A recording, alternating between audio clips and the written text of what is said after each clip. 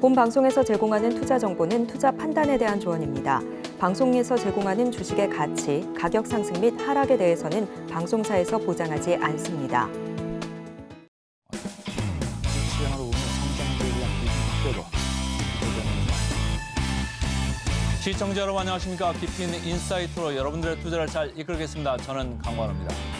최근 미국 시장 보면요. 미국 국채금리 계속 내려가면서 금 가격, 비트코인 가격도 강세입니다. 차트를 보시죠.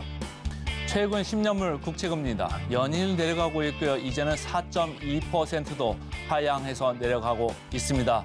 더불어서 파월 의장이 경고를 했습니다마는 국제금리 시장 계속 강세 분위기를 이어가고 있고요.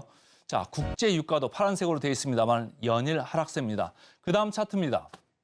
보시면 금 가격, 비트코인 가격 같이 강세를 보이고 있습니다. 아무래도 국채 금리가 내려가다 보니까 전체적으로 위험 자산에 대해서 위험 자산 보유 비중이 점점 확대되고 있습니다. 주식시장으로 보면 성장주에 대한 그 분위기가 상황이 더 좋아지고 있다 이렇게 보시면 됩니다. 하지만 우리나라의 시장은 좀 다릅니다. 코스피 공매도까지도 금지되어 있는 상황입니다만은 코스피는 연일 2,500선을 두고 공방을 지속하고 있고요. 2차 전지주죠. 우리나라에서 대표적인 성장주입니다. 이렇게 금리가 내려감에도 불구하고 우리나라의 성장주 2차 전지주는 지금 상황이 녹록지 않습니다. 주말에 미국이 중국에 대해서 다시 규제를 강화한다 이런 얘기가 나옵니다. 관련 기업들의 대응과 변화를 좀 잘 지켜봐야 되겠습니다. 오늘도 증시 8과 함께 하시면서 알찬 정보, 인사이트 많이 챙겨가시길 바라겠습니다. 자, 외신 들어갑니다.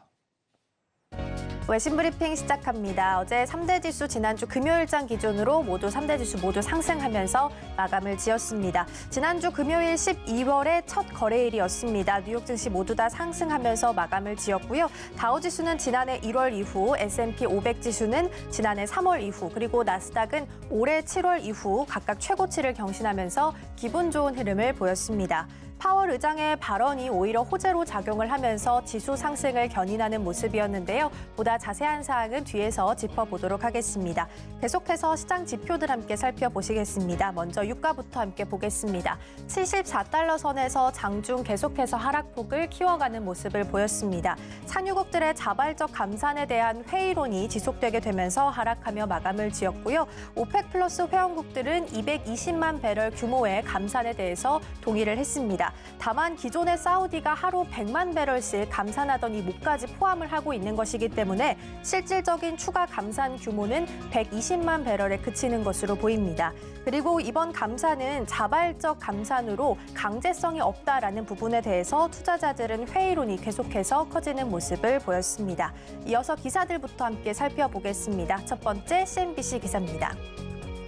첫 번째, US to limit Chinese farm battery part from winning EV tax credit이라는 기사이고요. 지난 주말 사이에 있었던 미국 IRA 관련된 기사 준비했습니다.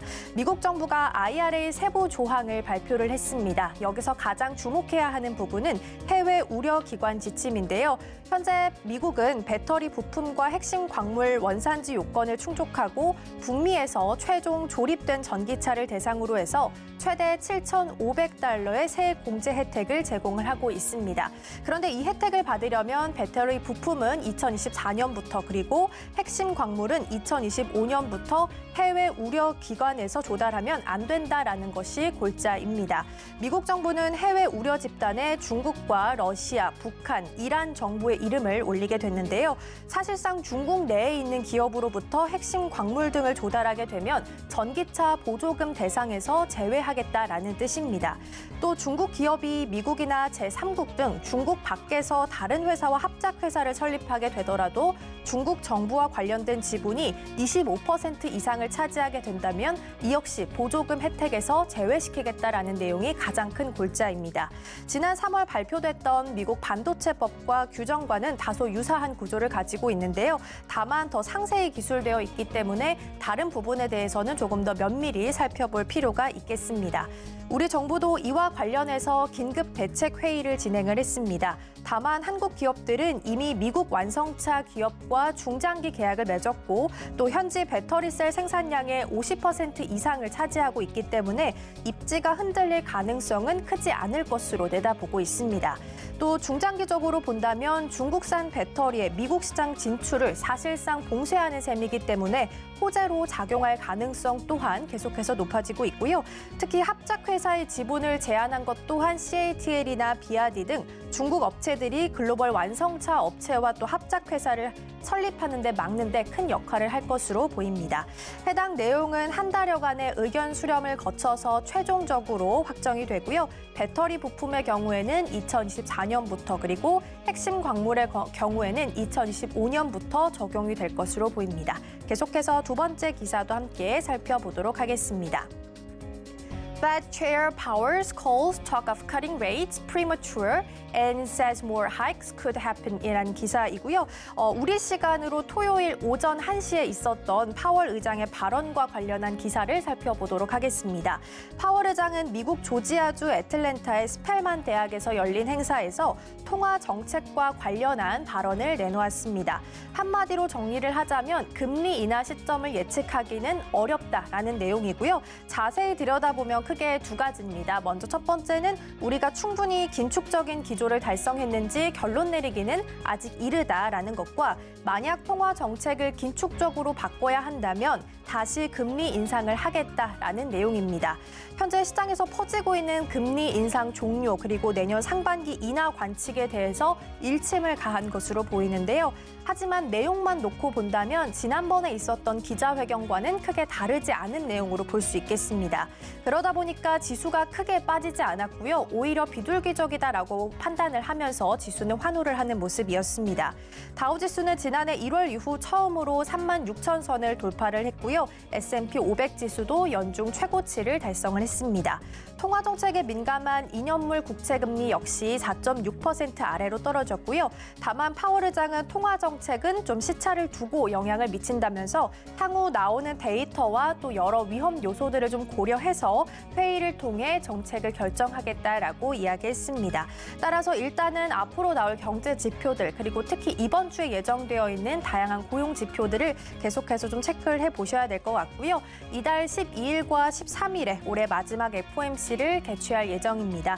시장에서는 연준이 사실상 금리 인상에 대해서 종료한 것이 아니냐라는 쪽으로 조금은 무게추를 옮기고 있는 모습인데요. 따라서 경기 연착륙을 위해서 내년 상반기에는 금리 인하를 할 것이다라고 내다보고 있습니다. 연준이 과연 시장이 예상하는 것과 동일하게 결론을 내리게 될지 이 부분 체크해 보셔야겠습니다. 계속해서 이번에는 섹터의 움직임 함께 보도록 하겠습니다. 먼저 첫 번째로는 우버 함께 보실 거고요. 1.72% 상승하면서 종가를 형성했습니다. 우버가 실드 에어를 대신해서 S&P 500 지수에 편입될 예정입니다. 우버는 최근 들어서 배달 사업의 수익성을 얻었고 또 광고 수익이 크게 증가한 것으로 나타났는데요. 종목 재조정 이후에 18일부터 거래가 될 예정이고요. 일반적으로 지수 편입 소식은 호재로 작용하는 경향이 있습니다. 다만 우버는 최근 가파르게 좀 오른 바가 있기 때문에 그 폭이 제한적일 수도 있다라는 이야기는 나오고 있습니다. 실제 주가의 흐름은 어떻게 변하게 될지 체크를 좀 해보셔야 될 것 같고요. 이어서 두 번째로는 화이자 함께 살펴보겠습니다. 전일 종가 대비해서는 5.12% 그래도 좀 큰 폭으로 빠지면서 마감을 지었는데요. 화이자가 하루 2번 복용하는 비만 치료제 개발 중단을 선언하고 나섰습니다. 화이자는 먹는 비만 치료제 임상 결과 부작용 비율 그리고 투약 중단 비율이 높게 나타났다라고 이야기했습니다. 이에 따라서 당초 예정되어 있던 3상 임상 시험은 진행하지 않기로 결정을 했고요. 실험 결과 부작용으로는 위장과 관련해서는 경미하게 나타나긴 했지만 발생 비중이 꽤나 높게 나타났습니다. 투약자들이 겪은 주요 부작용으로는 메스꺼움, 구토, 설사 등이 있었고요. 비만 또한 사회적 문제로 대두되면서 시장은 계속해서 좀 커지고 있는 상황입니다. 현재 비만 치료제 시장은 오젬픽과 위고비를 생산하고 있는 노보노디스크가 좀 선두를 하고 있는 상황인데요. 최근에는 일라이릴리 또한 비만 치료제 시장에 뛰어들겠다라고 밝힌 바 있고요. 화이자도 이번 위기를 극복하고 비만 치료제 시장에 발을 좀 디딜 수 있을지 이 부분 확인해 보셔야겠습니다. 마지막 소식도 함께 보겠습니다. 이번에는 오픈 AI와 관련된 소식을 가지고 왔는데요. 지수는 마이크로소프트로 대신해서 살펴보도록 하겠습니다. 마이크로소프트 1.16% 하락하면서 마감했습니다. 오픈 AI가 지난달로 예정되어 있었던 GPT 스토어 출시를 연기를 했습니다. 오픈 AI는 최근 샘 올트먼 해임을 둘러싸고 진통을 좀 겪게 되면서 이번 일정을 연기한 것으로 보입니다.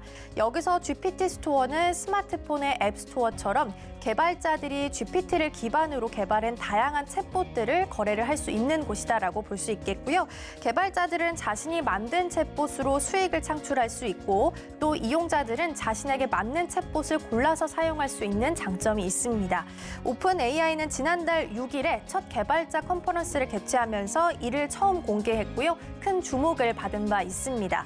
이에 대해서 전문가들은 오픈 AI가 소비자를 대상으로 해서 자체적인 비즈니스를 구축해 빅테크와 경쟁하겠다라는 의지를 보여주는 것이다라고 분석하기도 했는데요. 샘 올트먼이 다시 복귀를 하게 되면서 오픈 AI는 이사회를 새롭게 좀 구성하고 있는 상황입니다. 빠른 속도로 정상화가 될 수 있을지 이 부분 기대해 보셔도 좋을 것 같습니다. 지금까지 외신 브리핑이었습니다.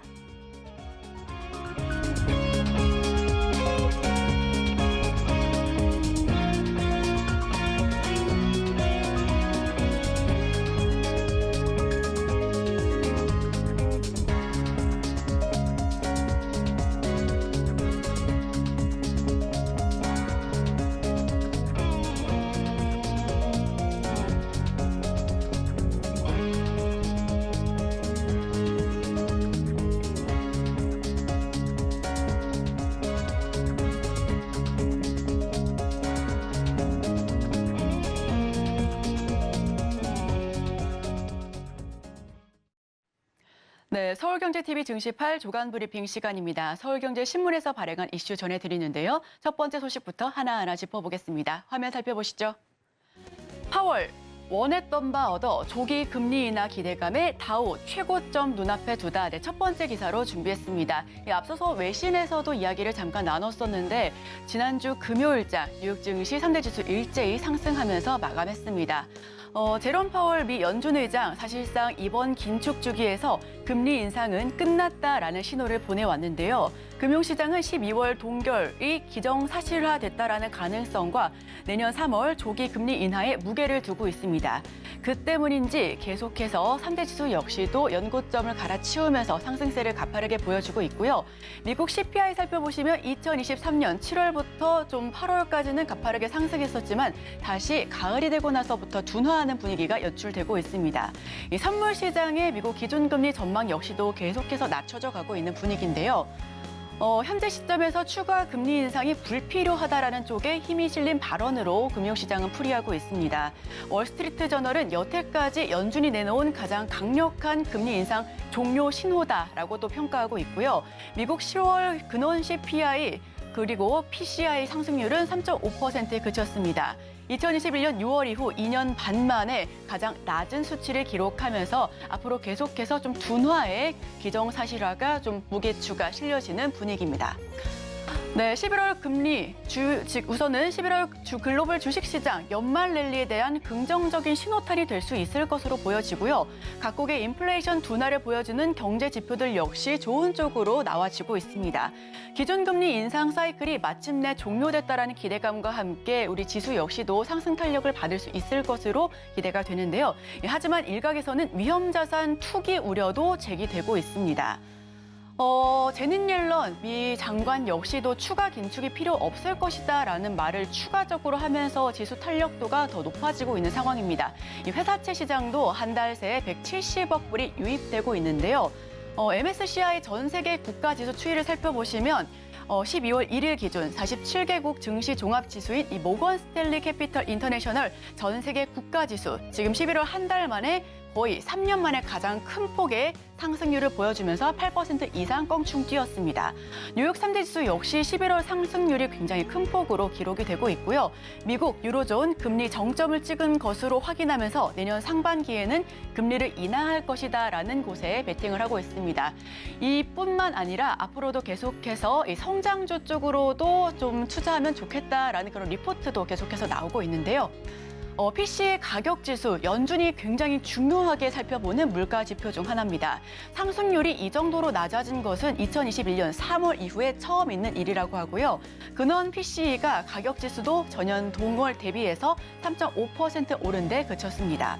시장 전망치보다 낮게 나오면서 시장은 일제히 안도감 속에서 3대 지수 상승한 채 마감을 지었고요. 하지만 내년 상반기 금리 인하 기대감이 너무 크게 기반한 이 현재의 투자 열기에 대해서는 경고도 나오고 있습니다. 이 부분에 대해서는 좀 계속해서 좀 살펴보실, 주의할 필요가 있어 보이고요. 유로존 역시 지금 연간 소비자 물가 상승률이 7개월째 둔화되고 있다라는 걸 속보치로 보였습니다. 유럽 중앙은행, 즉 ECB가 연준보다 먼저 기준금리 인하에 나설 수도 있다라는 평가 속에서 JP모건 같은 경우는 인플레이션 둔화와 경기 침체로 내년 1분기 ECB 금리 인하가 될 수 있다라는 가능성이 점점 더 높아지고 있다라는 소식인데요. 제닛 옐런 미 재무장관 역시 과감한 추가 긴축이 필요하지 않다라고 본다라고 밝히고 있습니다. 자, 지금 지난주 금요일장 마감됐었던 S&P 500 지수의 종목들을 한번 살펴보실 텐데요. 전반적으로 좀 초록색 상승한 종목들이 큰 가운데 빅7 종목 기업들은 좀 희비가 엇갈리는 모습이었습니다. 그 내에서도 주가 희비가 엇갈리는 부분들 함께 살펴보시면 좋을 것 같고요. 증시 상승하면서 국채 금리는 거의 3%대 하락하면서 좀 안정세에 접어든 모습입니다. 그럼에도 불구하고 그가 상승률이 높았었던 마이크로소프트 1% 넘게 빠졌고요. 애플은 소폭 올랐지만 엔비디아 그리고 구글 역시도 하락한 채 종가 형성했습니다. 이와 관련된 우리 기업들 역시 오늘장에서 한번 주가 추이 눈여겨보실 필요가 있어 보입니다. 자, 그럼 정리하고 넘어가겠습니다. PC 가격 지수 3% 상승에 그쳤고요. 월가는 금리 인상 사이클이 끝났다라는 곳에 무게추를 싣고 있습니다. ECB 역시 연준보다 인하가 빠를 수도 있다라는 전망 속에서 이 정크본드 ETF에 119억 불이 순유입됐다라는 소식을 전해드립니다.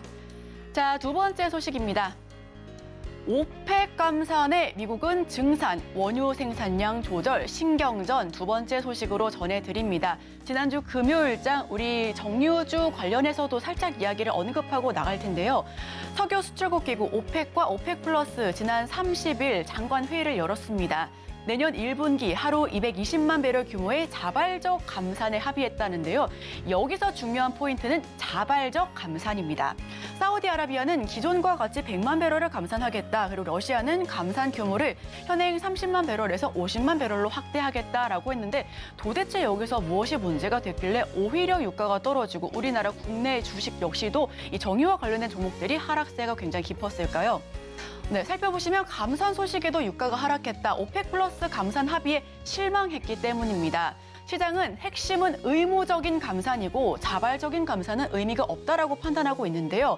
강제성이 없어서 산유국들의 감산 약속이 준수를 과연 할 수 있을까라는 불확실성의 무게가 더 실리고 있습니다. 기존 감산량을 제외한 추가 감산 규모가 시장 기대치에 못 미친 결과로도 함께하고 있고요. 또 미국과 브라질에서는 석유 생산량이 늘어나는 반면에 경기 불황으로 인해서 글로벌 원유 수요가 감소할 것이다라는 우려 역시도 확산되고 있습니다. 원자재 거래 중개업체인 프라이스 퓨처스 그룹 역시도 의무사항이 아닌 자발적 감축을 오펙 플러스 회원국들이 과연 얼마나 실천할지도 의문이다라며 지적하고 있습니다. 자, 지난주 금요일장 정유 테마 2% 넘게 하락했습니다. SK이노베이션이 6% 넘게 하락하면서 하락폭이 좀 깊었었고요. GS 역시 0.97%, 약 1% 가까이 빠진 채 종가 형성했습니다. 극동유화도 1%, 그리고 중앙에너비스 역시 1.37% 하락하면서 이 전반적으로 정유주가 약세였는데요. 자, 그렇다면 오늘장에서는 정유주 어떤 모습으로 문을 열지 저희와 끝까지 함께 해주시길 바랍니다. 자, 정리하고 넘어가겠습니다. 오펙 플러스 내년 1분기 220만 배럴씩 의무화는 실패했고요. 약속 준수 역시도 불확실한 상황입니다. 국제유가는 오히려 2% 이상 하락했기 때문에 이 부분 역시도 참고해 보실 필요가 있어 보입니다. 자, 다음 소식으로 넘어갑니다.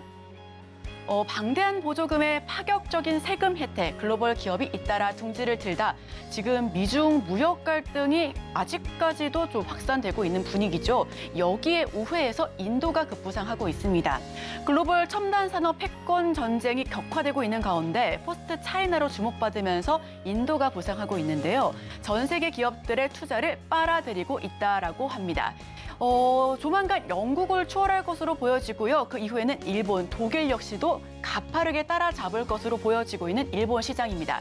조금 더 지켜보시면 2024년 삼성과 애플, 구글 등 3사의 프리미엄 스마트폰 생산 라인을 모두 갖춘 모바일 제조 기지가 됐다라는 그런 평가 속에서 반도체와 전기차 등 앞으로 핵심 산업 역시 잇따라 인도행을 추진하고 있다라는 희소식인데요. 애플과 폭스콘, 지금 살펴보시는 곳이 인도의 기지를 튼 종목들입니다. 기업들이죠. 특히나 여기서 애플과 폭스콘, 인도 투자에 가장 적극적인 기업들이라고 합니다.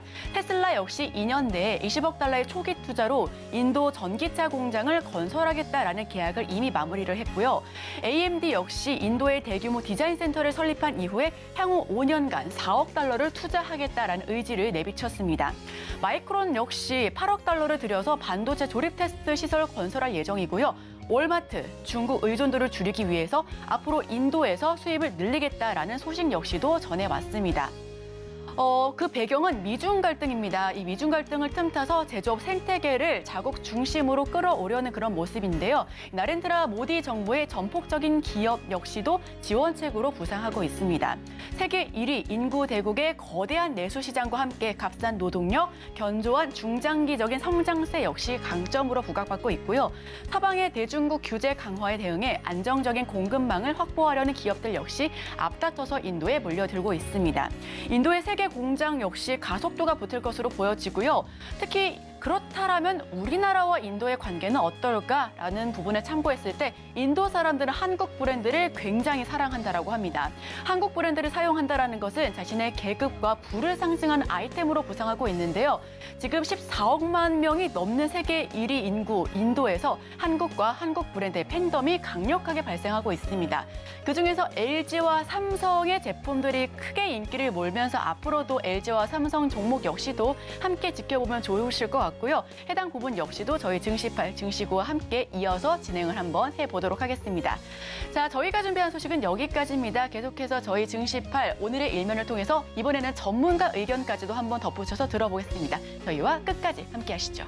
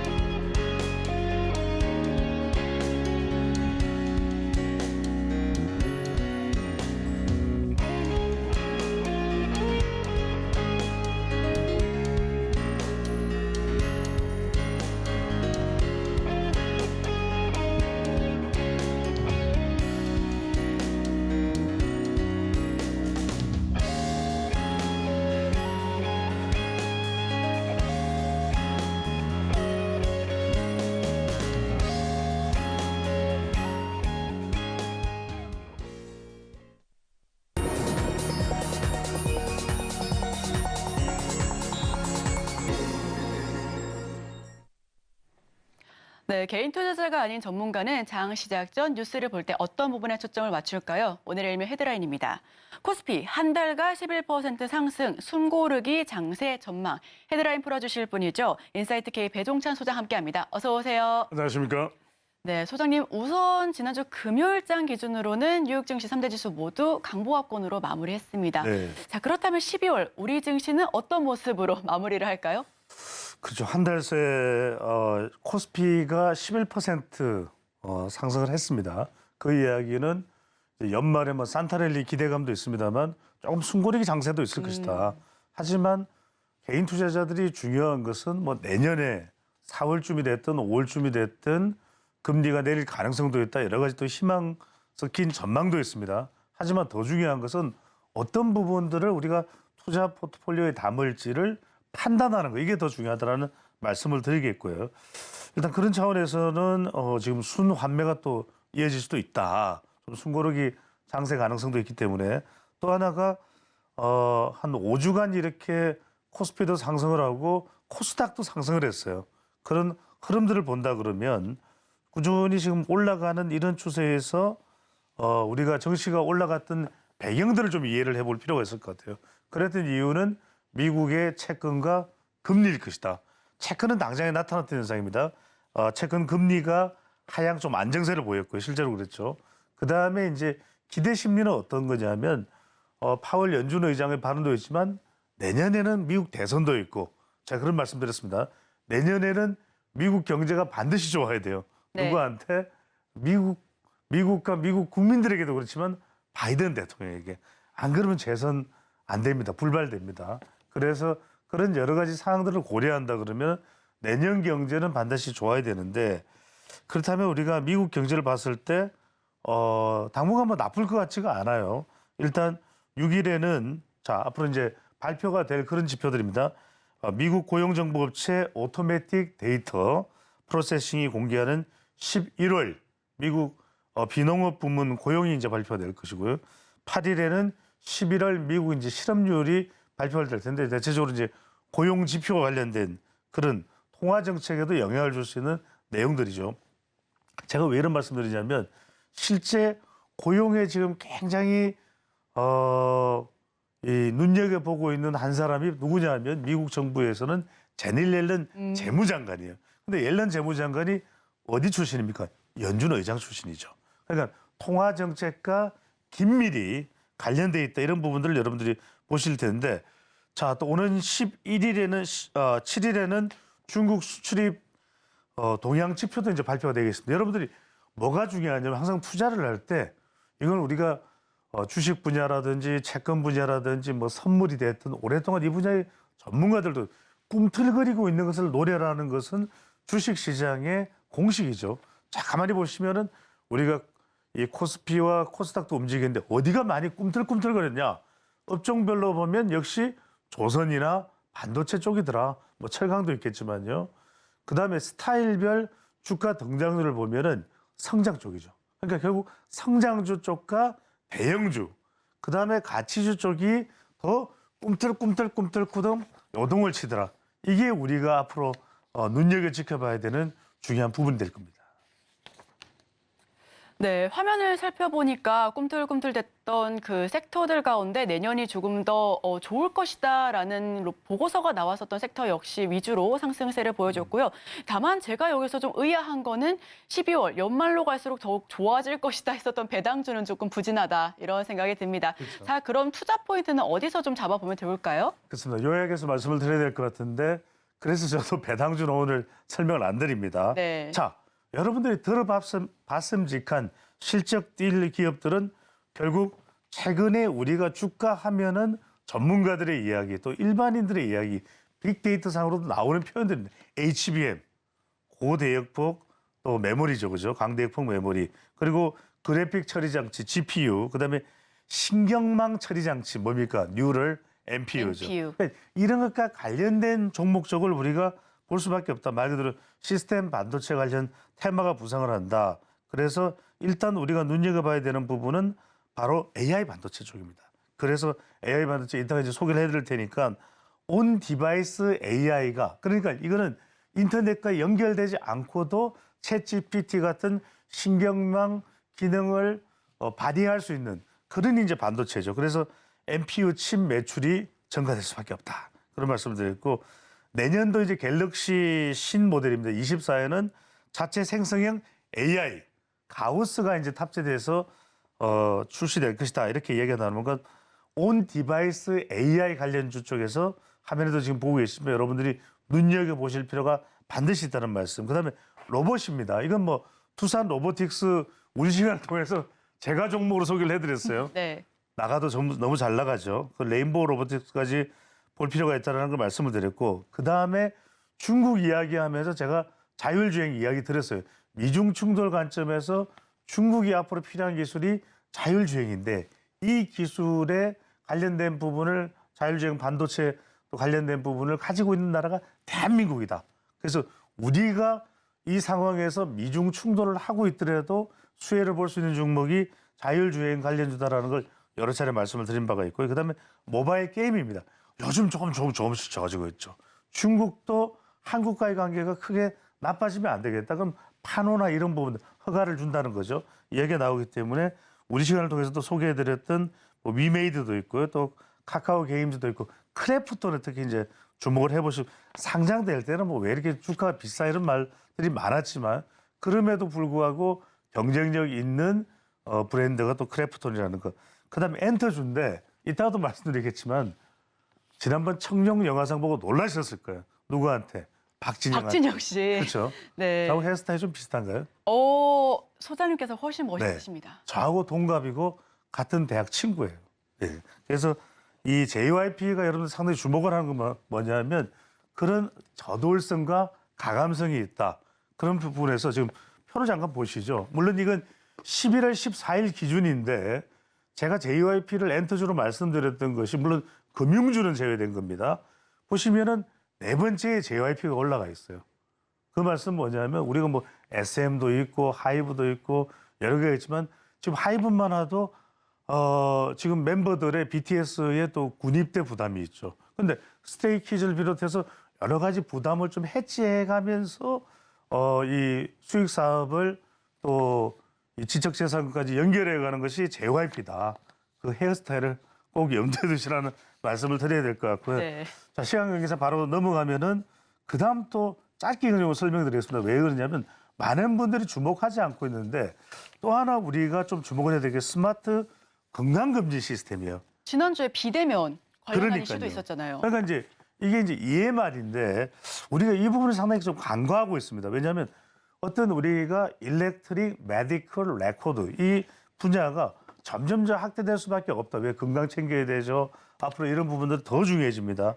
그래서 유비케어라고 하는 종목이 주가가 초강세를 보이고 있는 것도 그런 이유들. 또 이런 이제 이 EMR 일렉트릭 메디컬 레코드라는 것이 불필요한 시간도 해소할 뿐만 아니라 당장은 우리가 병의원을 중심으로 해서 개인 의원들입니다. 국내에서 지금 시스템이 설치가 되고 있는 그런 상황들이지만 그럼에도 불구하고 이것이 이제 세계 시장으로 진출하고 이런 부분들을 여러분들이 좀 잘 볼 필요가 있다. 전국에 병원이 얼마나 많습니까? 또 의대 정원도 더 늘린다는 거예요. 네. 그런 부분들을 보신다면 앞으로 이런 부분들은 고령화되는 우리 사회의 이 인구 구조를 본다면 더 조명받을 수밖에 없다라는 거. 여기서 이제 유비케어가 각광받는 이유 중에 하나는 이 EMR 국내 요양기관 시장 점유율 1위예요. 그런 부분. 또 하나는 유비케어가 지난해 GC 녹십자 헬스케어에 인수가 됐습니다.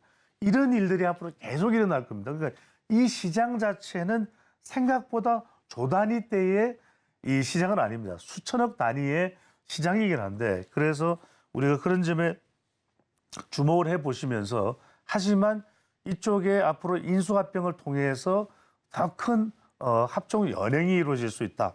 이런 부분들을 좀 주목을 해보실 필요가 있겠습니다.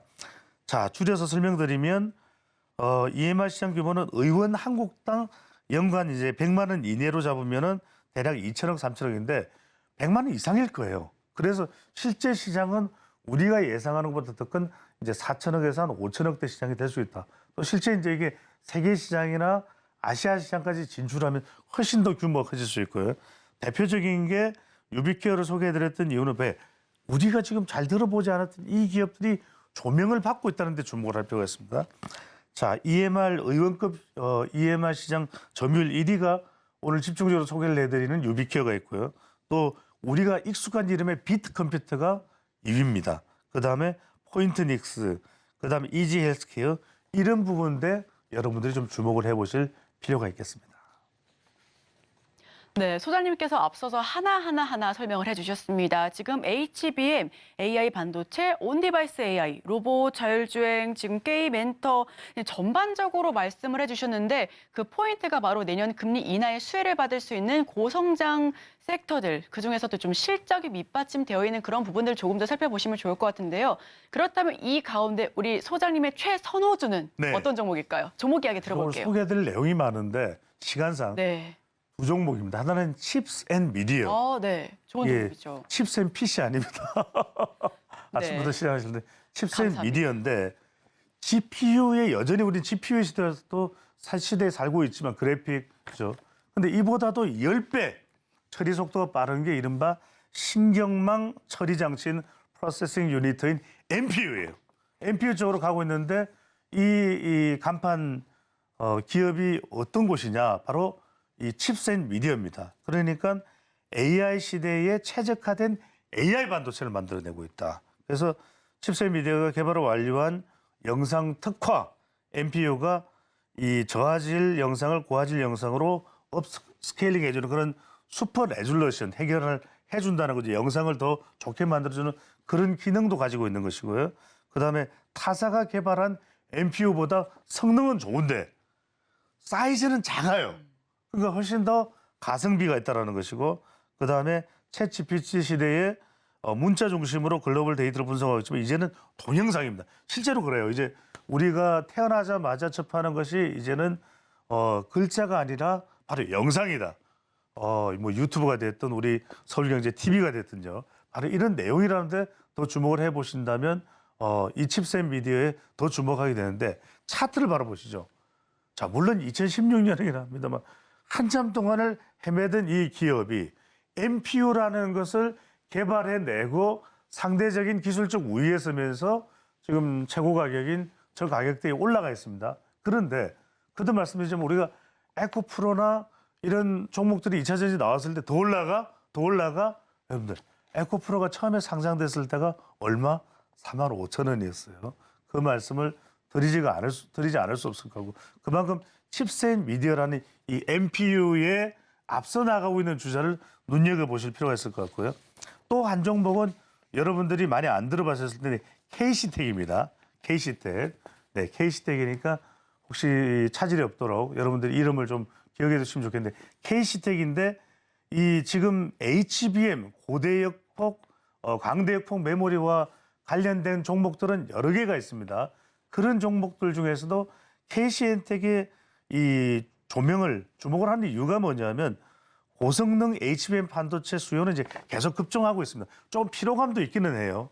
근데 그럼에도 불구하고 국내 유일의 CMP 장비 개발 수혜를 받을 수 있는 종목이라는 걸 말씀드리는 겁니다. 왜냐하면 2025년까지 그 이후로 계속해서 HBM은 성장을 할 거예요.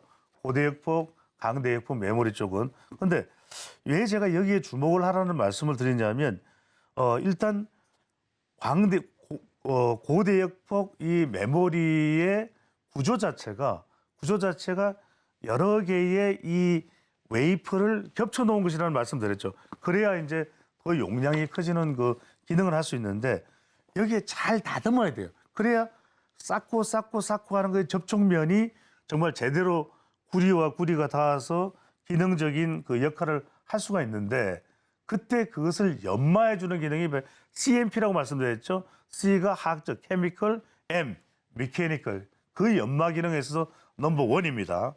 그래서 이 기능을 가지고 있기 때문에 KC엔텍에 주목을 하는 말씀을 드리고 2020년에 한 가지 또 하나 보증을 해드릴 수 있는 건 뭐냐면 삼성전자로부터 207억 원의 지분 투자를 받았어요. 삼성이 그냥 200원이 넘는 돈을 투자할 까닭이 없죠. 이 역할과 기능에 있어서는 그만큼 보증이 된다는 이야기인데 주가도 가만히 보시면 제가 꿈틀꿈틀거린다는 말씀을 드렸어요. 그러니까 끊임없이 움직이고 있는 종목이다. 최고 가격을 한 3만 원대 형성했지만 지금 2만 원대라면 앞으로 이 종목은 더 가면같이 더 쭉 푹 꺼질 수 있는 그런 성격의 기업은 아니라는 것을 참고로 설명을 드립니다. 네, 전문가는 오늘의 일면을 통해서 NPU 대장주 칩셋 미디어 그리고 앞으로 계속해서 패권 경쟁이 강화될 HBM3 이 수혜주인 KC텍을 꼽아주셨습니다. 지금까지 인사이트K 배종찬 소장과 함께했습니다. 오늘 말씀 고맙습니다. 감사합니다.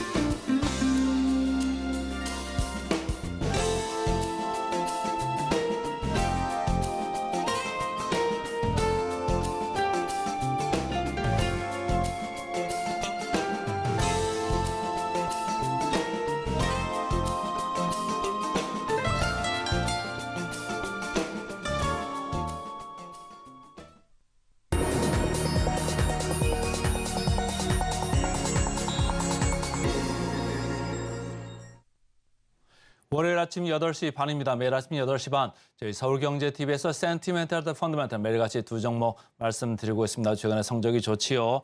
오늘도 센티멘탈로는 한국항공우주 이렇게 방산주가 되겠습니다. 펀더멘탈로 비올, 피보, 미용, 의료기기 줍니다. 자, 한국항공우주 좀 보겠습니다.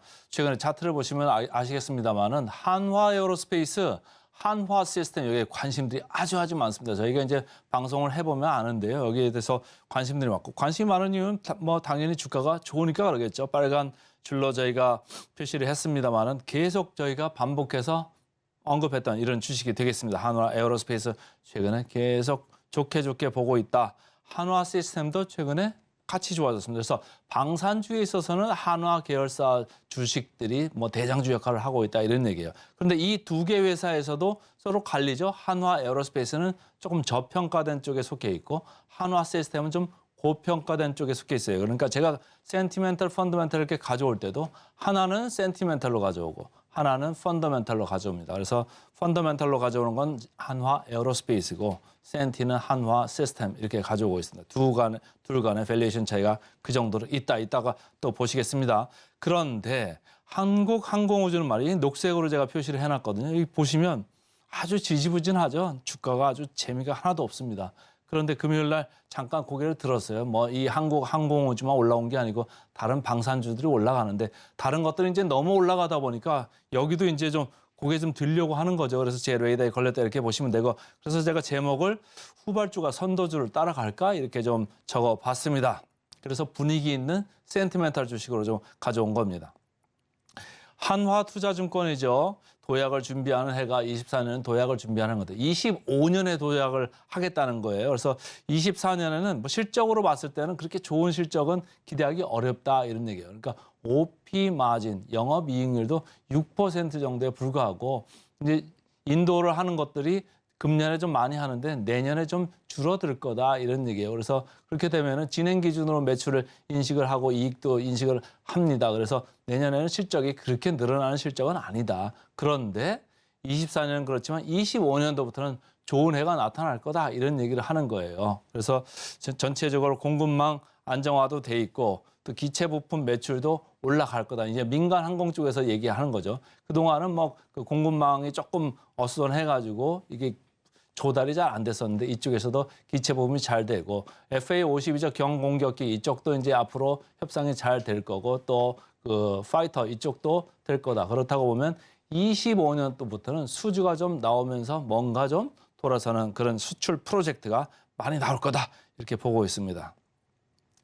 SK증권입니다. 부담 없이 비중 확대 가능한 이런 생각을 하고 있습니다. 그래서 여기는 10년 전의 향수를 얘기하고 있는 거예요. 완제기 수출도 했었고 기체 부품 수주도 많이 일어났었다 이런 얘기예요. 그때 당시에 이제 이라크에 뭐 FA-50 이 경공격기를 뭐 24기를 하면서 아주 그때 레코드 하이 그러니까 사상 최고치를 수주면에서 이제 달성을 했던 겁니다. 그러니까 요게 앞으로 생겨날 수 있다 이런 생각을 하고 있어요. 그래서 이집트나 중동 이런 쪽에서도 뭔가 지금 이제 협상이 되고 있는데 중동 여러 나라 국가에서도 지금 관심이 있다 이런 얘기를 하고 있고 미국 쪽에서도 말이죠. 미국 쪽에서 이제 훈련 관련돼 가지고 이쪽으로 이제 들어가는 건데 고등훈련기가 이제 있거든요. 그러면 요게 협상을 하면서 25년 요때부터는 뭔가 확실히 이제 도장 찍는 사인하는 일이 생길 거다 이렇게 생각을 하는 겁니다. 그래서 전체적으로 매출이 올라오고 볼륨이 커지면 어떻게 되죠? 이익도 좋아지고 비용도 고정 비용 부담이 이제 줄어드니까 아주 효율화가 됩니다. 그래서 지금으로 볼 때는 좀 부담이 없다. 이런 가격대가 계속 지금 주가가 눌려가지고 옆으로 기고 있는 거니까 큰 부담은 없다. 이런 생각을 하는 거예요. 근데 저는 조금 다릅니다. 가격에 부담은 없습니다만은 크게 뭐 올라갈 일이 당장에는 뭐 없을 거다. 여러분들이 뭐 중장기를 얼마나 오래 하시는지는 모르겠습니다만은 제가 볼 때는 조금 오래 기다릴 수도 있다. 이런 생각을 합니다. 자, 차트 보겠습니다. 옆으로 쭉 이렇게 기는 이런 국면이 있는데 지난 금요일 날 거래량이 한번 이렇게 꽝 들어왔습니다. 거래도 양봉이 한번 섰죠. 여기뿐만이 아니고 다른 방산주들도 거래가 괜찮았습니다. 근데 이제 여기에 이제 거래가 왕창 이렇게 쓴 거는 외국인 기관 쌍끌이 매수가 처음으로 이렇게 포착이 됐습니다. 자, 이렇게 포착이 됐는데 왜 이런 생각을 하면서 사 들어올까요? 최근에 방산주가 왜 인기이고 왜 관심을 받고 있죠? 골드만삭스에서 뭐 내년에 아주 최선화 업종 중에 하나를 방산주로 이렇게 꼽지 않았습니까? 그러니까 전체적으로 비중이 뭐 작은 데나 아니면 공매도가 많은 데는 조금 환매수를 할 수도 있는 겁니다. 그 다음 차트 보시면 금방 아실 겁니다. 공매도 잔고율 1.8%까지 좀 내려왔다. 이게 무슨 얘기예요? 제가 시계를 거꾸로 이렇게 해놨죠. 이쪽 왼쪽이 더 최근입니다. 쭉 이렇게 내려오고 있죠. 한국항공우주 공매도를 많이 이렇게 외국이나 기관이 쳤던 종목이 되겠습니다. 그런데 쭉 이렇게 내려옵니다. 내려오는데도 주가는 그렇게 안 올라가고 있죠. 그러니까 개인들이 계속 사고는 있는데 어쨌든 공매가 내려가고 있고 주가가 한번 들었으니까 공매가 더 내려갈 수도 있겠다. 1.8%면은 시장 평균 0.4% 대비해서 뭐 4배가 넘는 그런 수치거든요. 그러니까 여전히 높은 수준은 맞다. 그래서 지금 들어오는 게 외국인들이 진성으로 사는 거일 수도 있지만 공매 환수하는 것도 섞여 있다. 이렇게 보시면 되겠습니다. 역사적 밸류밴드 보겠습니다. 가운데 정도 있네요. 그러니까 뭐 큰 부담은 없고. 근데 이제 올라갈 수는 있겠죠. 왔다 갔다 주가라는 게 뭐 왔다 갔다 하는 거니까. 그러니까 분위기 좋을 때 좀 보셔라. 방산주에 있어서 삼성전기 아니겠느냐 이런 생각을 하고 있습니다. 제가 삼성전기 항상 말씀드릴 때 개별 기업의 무슨 펀더멘탈 이슈도 있습니다만은 그렇게 잘 모르겠다. 근데 IT는 뭐 사고 싶다 그러면 삼성전기가 분위기 좋을 때는 올라갔다가 또 분위기 괜찮으면 같이 내려가는 대표적인 종목이라고 말씀드린 바가 많습니다. 자, 포워드 PER 보겠습니다. 항공우주 제가 이렇게 아주 긍정적으로 얘기는 안 하는 이유가 바로 여기 있습니다. 21.7배. 그러면 낮지는 않죠? 지금 한화 시스템 센티멘탈 아주 좋아서 24.5배까지 이렇게 구가를 하고 있습니다만은 펀더멘탈로 보면 한화 에어로스페이스 여기가 좀 맞고요. 현대로템 뭐 지난번에 센티멘트 펀더멘탈 콘에서 또 말씀드린 바가 있습니다. 그러니까 저게 포워드 PER이 좀 낮은 쪽으로 좀 보시는 게 오히려 더 낫다 이런 생각입니다. 목표 주가 터치를 하겠습니다. 목표 주가 한국항공우주는 46%인데 제가 볼 때는 조금 조정이 있어야 될 것 같습니다. 그래서 오늘은 최근에 분위기 좋아진 센티멘탈 주식 한국항공우주를 말씀드렸습니다. 자, 펀더멘탈로 넘어가겠습니다. 펀더멘탈 오늘은 비올입니다. 자, 제가 펀더멘탈 가져올 때는 이거 장기적으로 괜찮습니다. 뭐 이렇게 말씀을 드리는데요. 오늘은 장기적으로 괜찮아요. 근데 주가적으로 봤을 때는 또 다른 얘기예요. 펀더멘탈과 주가를 항상 이렇게 겨뤄 봐야 되거든요. 자, 차트를 보시죠. 비올 저희가 몇 번을 반복해서 말씀드렸던 이 아주 뭐 제 자식 같은 주식이라고 할까요? 이런 아주 친숙한 이제 회사 이름인데 최근에 좋죠? 최근에 저희가 원택이라는 회사도 말씀을 드렸습니다. 이 녹색으로 이렇게 표현이 되어 있습니다만은 이쪽 구간을 보면 저희가 얘기했던 센티펀드에서 비올, 원택 이 검색해서 들어오신 분들이 많습니다. 근데 최근에 이틀간 이렇게 주가가 아주 강하게 이렇게 뻗어 올랐어요. 그래서 펀더멘탈이라고 생각은 되지만 이제는 개인들은 조금 차익 실현을 해도 좋을 것 같다. 지금은 따라갈 구간은 좀 아니고 가지고 계신 분들은 좀 차익 실현 관점에서 좀 말씀을 드리려고 가져왔습니다. 신한투자증권에서 계속 얘기했죠. 최적의 대안이다. 근데 주가에 제가 볼 때는 많이 들어오고 있다. 이런 생각을 하고 있고요. 소모품 비중 많이 올라간다고 말씀드렸죠. 35%까지 이렇게 올라갈 거라고 보고 있고 이것 때문에 영업이익률도 내년 후년 가면서 거의 60%까지 육박할 거다. 이렇게 얘기를 하고 있습니다. 그리고 지금 올라오는 이유는 브라질, 중국에서 품목 허가 기대감이 주가에 계속 들어오면서 주가 재평가가 지금 계속 일어나고 있는데 거의 이제 막바지 국면 아니겠느냐 제 개인적인 생각입니다. 자, 이걸 보시죠. 이미 주가가 많이 올랐죠. 그러니까 여기서는 이제 슬슬 파시는 걸 생각해도 좋을 것 같고요. Forward PR 높아져 있습니다. 이제 18.2배까지 올라와 있네요. 이제까지는 좀 낮았었죠. 그러니까 지금부터는 서서히 차익 실현해도 좋다 이런 말씀을 드리면서 마지막으로 목표 주가 보겠습니다. 최근에 주가가 올라가니까 목표 주가 계리로 내려가죠. 그래서 19% 정도 남았네요. 오늘은 센티멘탈로 한국 항공우주, 펀더멘탈로 비올 두 종목 말씀드렸습니다. 오늘 핵심 요약 세 줄입니다. 뉴욕 증시 제롬 파월 미 연준 의장 발언에 힘입어 상승 마감했습니다. 다우지수는 36,000포인트를 돌파하면서 마감 지었습니다. 오늘을 일면 코스피 한 달간 11% 상승, 숨고르기 장세 전망, 실적 성장주 칩셋 미디어와 KC텍 찾아봤고요. 그리고 센티멘탈 대 펀더멘탈, 수출 프로젝트 기대감 있는 한국 항공우주, 그리고 안정성과 성장성을 모두 갖춘 비올까지 꼽아봤습니다. 네, 저희는 바로 이어서 증시 구로 돌아오겠습니다. 개장 방송도 서울경제TV와 함께 하시죠.